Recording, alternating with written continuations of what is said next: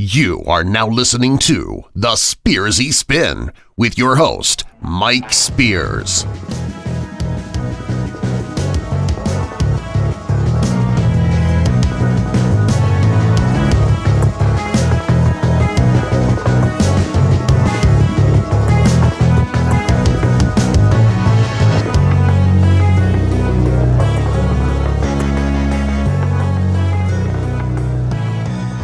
Hi folks, and welcome to the Spearsy Spin for Thursday, April 27th, 2017.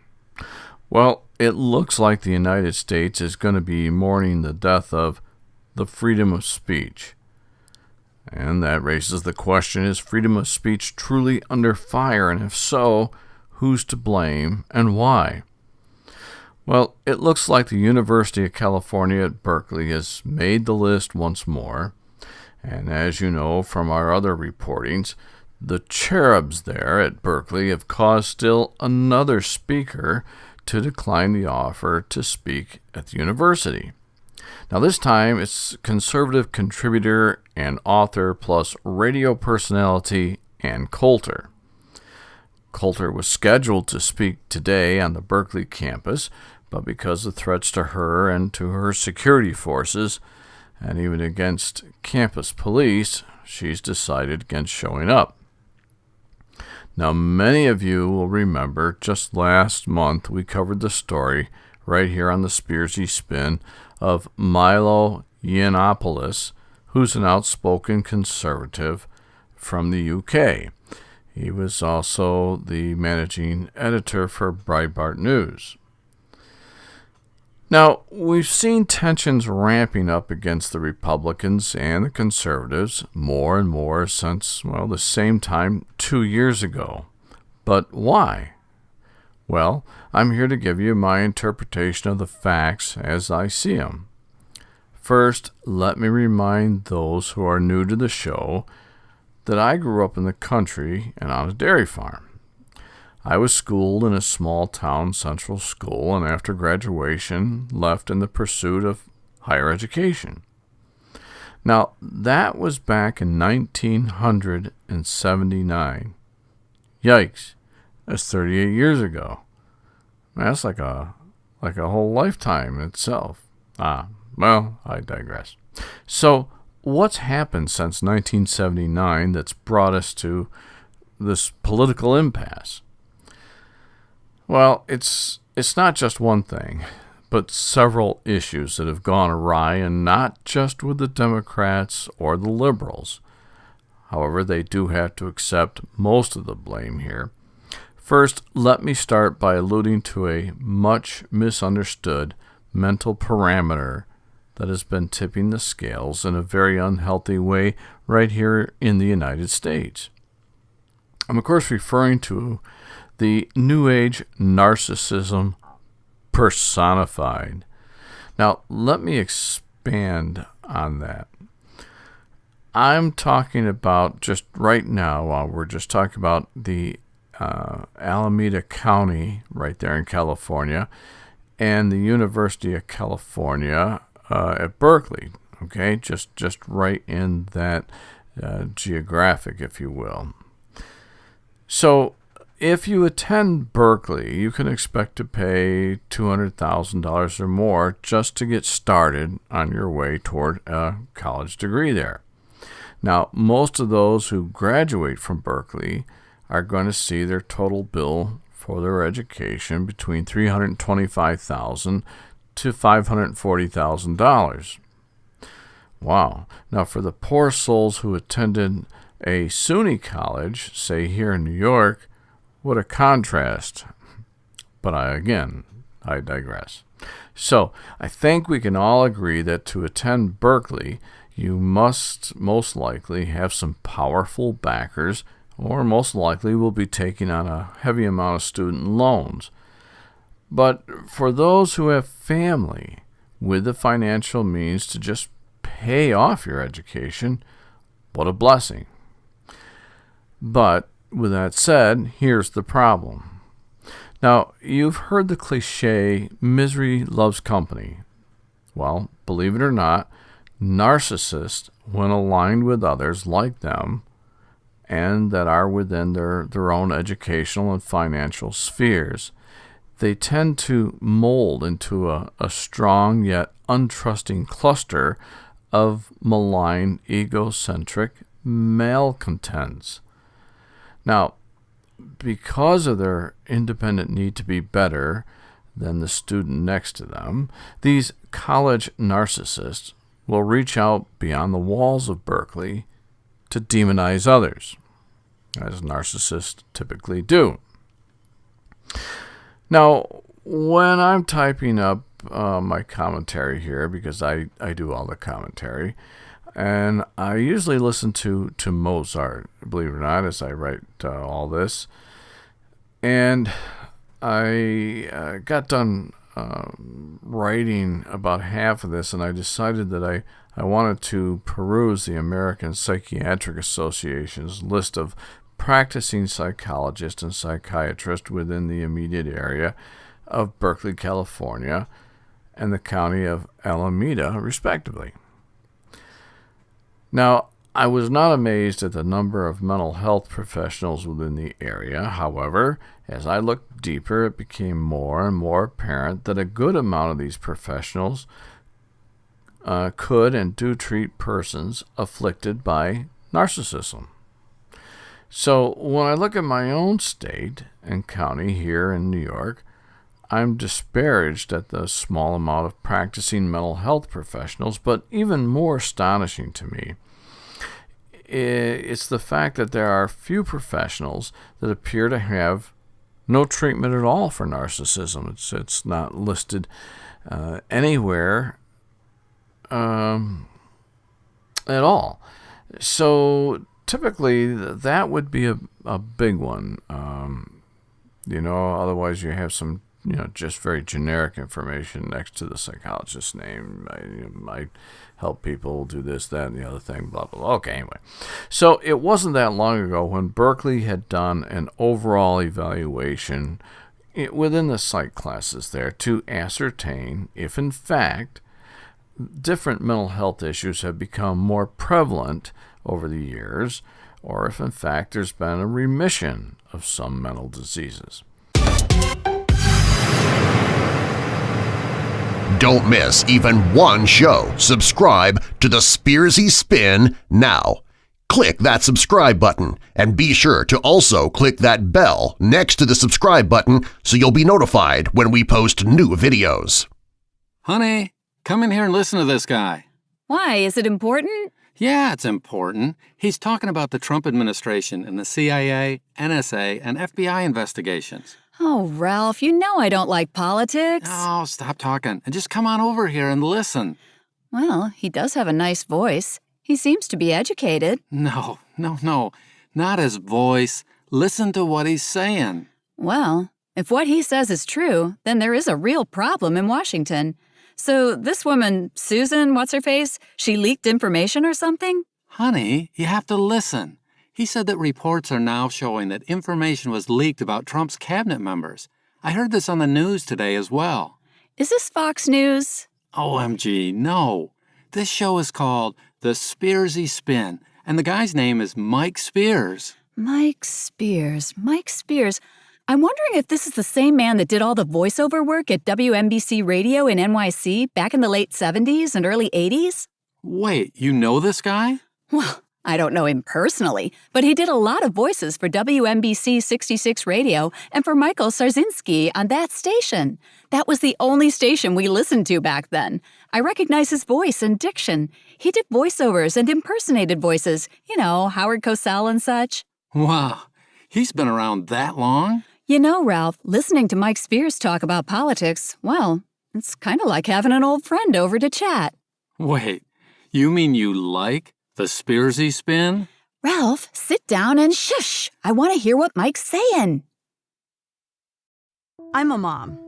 And just like millions of other women, that's why I own guns. We're responsible, we're law-abiding, and we're everything that makes America strong. Every day, we're willing to use a firearm to defend our families. But the media will never tell those stories. If a mom puts a gun to the face of a home-invading thug and makes him run for his life, the story gets buried. But if she's unarmed and murdered, the cameras will be at the scene before the police. It's time for moms like me to speak out. We are the majority. We demand the freedom to defend our families, and we challenge the media to tell the truth about our rights. I'm the National Rifle Association of America, and I'm freedom's safest place. Now, what Berkeley discovered, as have other colleges that favor mental health studies, that narcissism has increased by 30% over the last 25 years. Result? More narcissists. But being a middle-of-the-road narcissist, it may not be a horrible thing, and here's why. Many of our leaders, doctors, lawyers, and inventors have been driven by this narcissistic push, to be better than everybody else and smarter and on and on and on. But we must stay on track. So, Berkeley appears to be teeming with privileged narcissistic students who have somehow morphed into this group of, anti-establishment zealots, and they appear to be using force and threats to deprive others of their right of free speech. Because if you know anything about narcissists at all, they're always right, and you're always wrong. So that's how that works. But while at the same time here, proclaiming their need being those students at Berkeley, to be recognized for their First Amendment rights. Now, many are saying that these actions are in concert with liberalism. Nay, nay, say I, because this is pure, concentrated socialism with a communist twist. Elitists preaching unto those that appear inferior, while all the time reassuring these same folks that they preach to that keeping the rules open for everyone is what they're all about. Now, the extremists are coming. The extremists are coming. I wonder if Paul Revere would have said that. Oh, well. What does this mean, the extremists are coming? Well, in Berkeley, this is what we're hearing from law enforcement, and not just from the Berkeley police, but even from the Alameda Sheriff's Department. Also, other law enforcement agencies have described the influence of these out-of-town troublemakers. And these are the folks that are the extremists. But why are they coming to Berkeley? Well, the answer is very straightforward. It's a great way to help drive a political wedge even further between the left and the right there on the campus. But more importantly, it is to try to align themselves, i.e. the extremists, with the liberal, narcissistic students there at Berkeley to make them part of a much larger neoliberalistic movement. However, this part of the movement is generally not disseminated to the little urchins there at Berkeley, as it would give them pause to wonder which avenue is best for them. So, we've identified the issues, we've put a face to the voice, so to speak, and perhaps even afforded ourselves with a much-needed game plan by just getting to know the players here. But there's a strategy on the forefront, I believe. Given the financial stature of most of those students attending Berkeley and their respective families, I believe these students' actions of discourse and obstruction have caught both the eyes and ears of still another group. This group I casually refer to as the silent right fighters. Now, there are people who also think of these people as being from, the Bible Belt down there by the South who want to preserve America. I'm not so sure that they're out of the Bible Belt, but these people typically do exist more so to the south than in the north, but there's groups here in the north as well, as I understand. So there exists right now, today, a large but yet splintered group of these individuals who bantered together to work in unison for the common good of the United States of America. Now, I would suspect that, if not all, at least 95% of this group are not from a privileged family. Moreover, a life of middle-income America, I would believe. Now, this group is not far left nor far right. They're only concerned about keeping America the way it was in the 60s and the 70s, and that's more to regard with respect for their fellow man and so on. They're not talking about changing financial demographics and all that. In short, an American version of the Illuminati is who you could compare these folks with. Now, who are they by name? Well, we'll never know. But ask who they are by association, and I believe that you'll find that the members of this group are in varying positions in the government as well as law enforcement. Now, of course, there would also be the foot soldiers for the group as well. These are the ones that carry out the dirty work, I guess, if you will. So, do I suspect that these anti-establishment college bullies will get a visit from this group? Sadly, I do. And I think when it happens, it will be devastating to all those who act in the same manner as the Berkeley narcissist. Because I feel that the Berkeley bunch, may have already stepped over the threshold of citizen diplomacy, and that the anger levels by those opposed to people like the Berkeley bunch will be retaliatorial in their actions. So I suspect violence, injuries, and maybe even death. And, as tough as these college boneheads make themselves out to be, they're not going to be any match for this group of silent right fighters. And, for the last year and a half, I've been sensing the tensions all across the nation, and you've seen it as well on the news, different things happening. So if and when this group strikes, it will be like a military operation, and it'll be carried out with military precision. It'll be quick and thorough. Of course, I hope I'm wrong, and that these issues get resolved amicably. But many of you have shared your sentiments with me concerning this exact same issue. So let's hope that cooler heads will prevail going forward.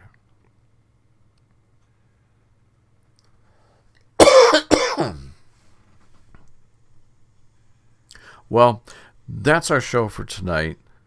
Thanks for being with us, and thanks for listening, and we will see you all on Friday. Now, you get the chance, go to thespearsyspin.blogspot.com and leave us a note or two on what you thought about today's show or any other show. Be professional, because you never know what you write there could be in one of our upcoming shows. Thanks again, folks, for listening, and we will see you all on Friday. Don't miss even one show. Subscribe to the Spearsy Spin now.